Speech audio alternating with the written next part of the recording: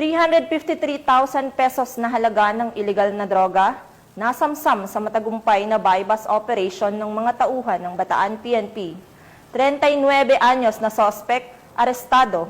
Ang buong detalye ay mula kay Patrolwoman Janice Bulahaw.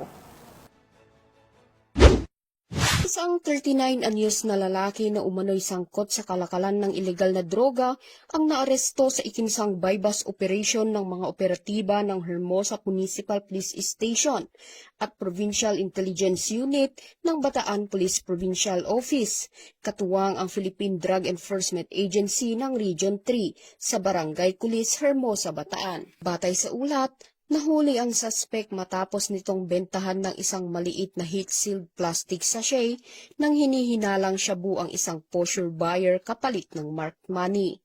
Sa isinagawang protective search, na-recover pa mula sa kanya ang isang malaking sachet ng pinaghihinalaang shabu. Tinatayang aabot sa 52 gramo ang kabuuang bigat ng nakumpiskang droga na may standard drug price na 353,600 pesos. Ang matagumpay na operasyon ay isinagawa sa ilalim ng pangangasiwa ni Bataan Police Provincial Director, Police Colonel Marites A. Salvadora sa pakikipag-ugnayan sa Pro-3 Regional Director, Police Brigadier General Ponce Rogelio I. Peñones Jr. Ayon kay Police Colonel Salvadora, patuloy ang pinaigting na kampanya ng Bataan PNP laban sa ilegal na droga upang matiyak na walang ligtas na lugar para sa mga sangkot sa ganitong uri ng kriminalidad sa lalawigan.